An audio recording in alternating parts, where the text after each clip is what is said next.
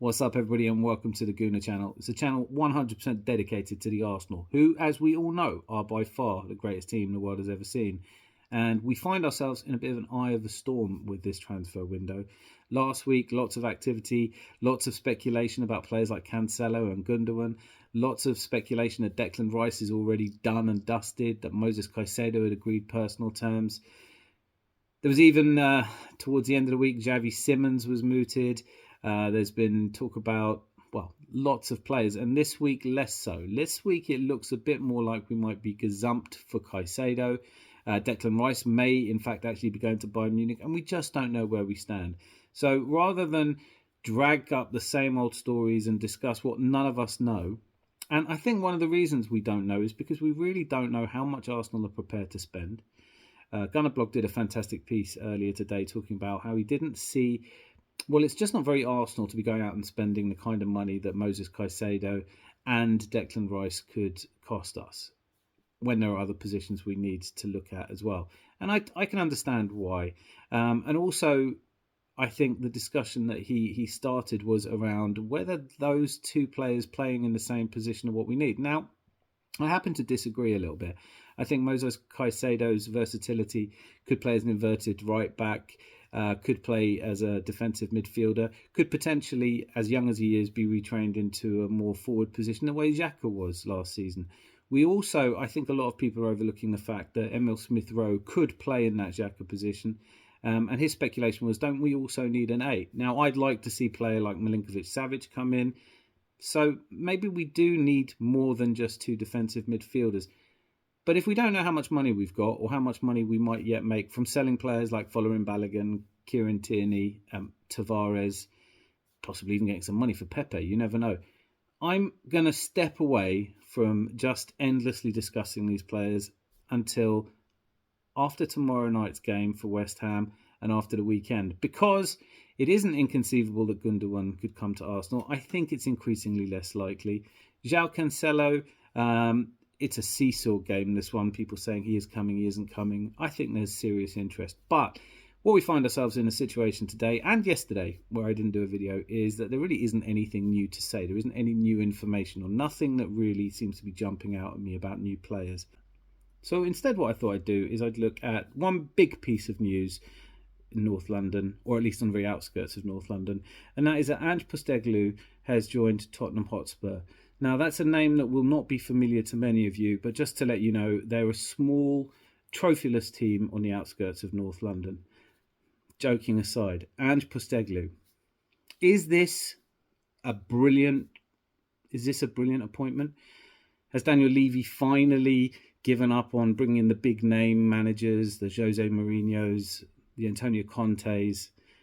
Has he done the right thing in not offering Pochettino his job back? I think there's a lot of speculation that that's the job that Pochettino really wanted. Well, I don't think this is as straightforward as all that. What everyone is talking about is the fact that Ange Postecoglou has just completed a treble for Celtic. Now, Scottish football is not what it was. I'm, I suppose, a Celtic fan. I've always thought of myself as a Celtic fan. But like a lot of people with sort of Celtic leanings, I guess, I just don't watch them. I don't watch Scottish football. And there is a reason for that. Scottish football doesn't do well in Europe. It's not a high-profile league anymore. And so winning the treble there, that is a great result. I think it would have been a better result if it had been outside the old firm that he won it. But I think the key issue here is, if you're arguing that Postecoglou's style of play is very attacking, I think that's fair. If you argue that he's been successful not just in Scotland but in the J-League before that, that's fair. But I think there is a bigger issue here, and the problems at Tottenham are not based on a manager. As we know from Antonio Conte's brilliant press conference where he basically resigned, and then it still took him 2 weeks to fire him. Then obviously we ended up eventually with Ryan Mason, who, I think everyone knew he wasn't going to get the job full term, except perhaps him. And they've gone on the season getting gradually worse and bottling out of not only the top four but out of Europe altogether. So when the speculation was rife that Nagelsmann, who'd been sacked by Bayern Munich, apparently in order to get Thomas Tuchel in because he was being considered for Tottenham position, So when you look at a manager of the quality of Thomas Tuchel, or a young, inspiring manager with the pedigree of Julian Nagelsmann, these were supposed to be the kind of manager that Tottenham were looking at. Also, Luis Enrique came to London, was interviewed, and apparently wanted the Tottenham job. And it's been decided that he's not quite right, or at least he's decided that the project is not quite right. More recently, Arne Slot, who obviously has won the Eredivisie with Feyenoord, was apparently strongly considered and pulled himself out of the running. Vincent Kompany, manager with huge profile at the moment, somebody with great pedigree. Lopetegui at Wolves, somebody that has been talked about. Ruben Amorim, Sporting, we know only too well how good his team's playing at the moment. And then Brendan Rodgers, and I want to come back to Brendan Rodgers. So here's my big issue. If this was Daniel Levy and Enoch saying, we have a plan, trust Postecoglou, we think that he's exactly the right guy, fair enough. But if he's not really your first 7 choices, how much time is he going to get? Who is he going to be able to manage? What is the budget that Tottenham have? One of the problems that Tottenham have is that they have turned over managers. Last season, Tottenham famously won the transfer window by really backing Antonio Conte in the transfer market. And, well, we know that hasn't worked. But that means you now have players. Tottenham have done a really bad job of selling players. They have a lot of players they don't seem to be able to get rid of. I saw Hugo Lloris talking about how he wants to move on. I'm not sure where he's moving on to or if there'll be a transfer fee involved. But Ange Postecoglou is coming into a team with a huge rebuilding work to be done.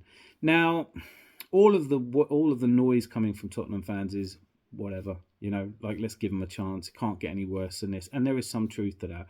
They are unattractive to watch. Now, as somebody who used to go to quite a lot of games, used to get free tickets to Tottenham, and obviously they play at home when we play away. So I would go and watch a lot of Tottenham games in the era of Gascoigne and Lineker. And there was always this thing about Tottenham fans. They didn't really care they weren't winning things. They liked to play attractive football, and they did have great players in there. They've had the Chris Waddles, the Glenn Hoddles, as I mentioned, Lineker and Gascoigne. They have always played attractive, free-flowing football. And then, of course, under Ozzy Ardiles, there was the front 5 with the Darren Andertons, Teddy Sheringham's, Jurgen Klinsmann, superb player. But in the recent seasons, they've sacrificed all that in a bid to win silverware. And with that not working, what they're left with is a really average squad. Now, there is obviously Harry Kane, but all of the talk at the moment is Real Madrid or Bayern Munich or one of these clubs is going to come in and take Harry Kane away. I don't know if they are. I think my gut feeling is that Harry Kane, I don't think he wants to be a big fish in a big pond. I think he quite likes the pressure-free life at Tottenham. It's one of the things that Antonio Conte alluded to in his press conference. I could be wildly wrong about his character and also about his prospect at a bigger club. But let's imagine for a moment that things play out as they're expected to, and they do get a good transfer fee for Harry Kane. How long is Ange going to get to rebuild Tottenham? How long are the Tottenham fans going to put up with this rebuilding? It has to be quite a while, you would think. And the problems at Tottenham have not been managers. I don't think anyway. Yes, you could say Mourinho was past his prime, but certainly what he's done at Roma suggests there's still life in the old dog. A lot of talk I've been hearing at the moment about Antonio Conte's past his best. Maybe he is, and he was having a difficult time personally. Ultimately, though, Tottenham are looking at having to bring in players, relatively low budget for transfers because of how much they've spent and the cost of the stadium. Ange Postecoglou has won a treble just recently, well, this weekend, in fact, completing a treble. But I want to come back to Brendan Rodgers. None of the Tottenham fans I've listened to were particularly keen on Brendan Rodgers. So you're hearing a lot that Ange Postecoglou has won the treble. Brendan Rodgers did that twice in Scotland. He's won 2 trebles. He's won the FA Cup in this. He is a top quality manager, but for some reason, he's not exciting. I think there is an element here of the devil you don't know. Ange Postecoglou, firebrand character, says what he thinks. Rousing speech he gave to the Australian team didn't actually help them win. But there's a lot of really good press around him, and the Celtic fans are disappointed to see him go, although they're not beside themselves. Managers come and go, they say. The badge stays the same. Now, does Ange Postecoglou really have a chance of taking Tottenham where everybody seems to expect them to want to be. This rebuilding, if he's given long enough, and I'm talking about 2, 3, maybe 5 years, at the end of that 5-year project, could he, if he's as good as people hope he is, could he put them back firmly in the top four? Well, there are problems with that. And the key problems are Man City are going to be in the top four. Man United under Ten Hag are, I think, going to be top four. Newcastle have the resources and the process that's going really well. Liverpool are fighting back. Are there just too many teams ahead of them? Is Postecoglou therefore going to come in and win a cup? Is that going to be enough? Is this whole project now about somebody coming in and winning a cup? How long is he going to get? I don't subscribe to the view that he's going to be the first manager sacked. I think I would lean towards the idea that Daniel Levy's going to last less long than Ange Postecoglou. Do I think this is a good signing for Tottenham? I don't understand how it didn't work out for Luis Enrique. If the truth is that Daniel Levy just didn't fancy him, that's just ridiculous. So I think probably more likely Nagelsmann and Enrique and managers like that took one look at the situation and thought, I don't want to be here. This is not a club I think I can work with.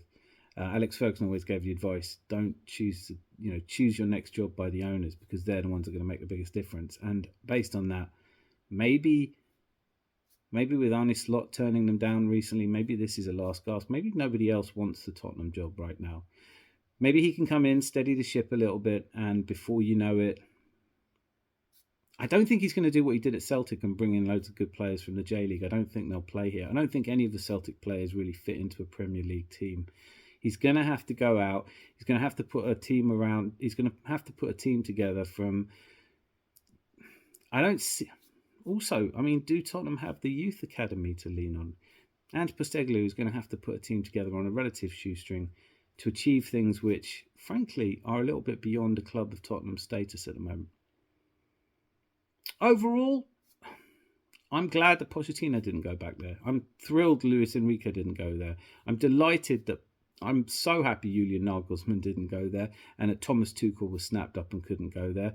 Amongst all of the managers that were potentially going to Tottenham, this one fills me with the least dread. I'm looking forward to his post-match interviews, and I'm looking forward to how long these Tottenham fans give him, and just how broken they are at the moment. Are they prepared to just put up with anything as long as they play some attacking football?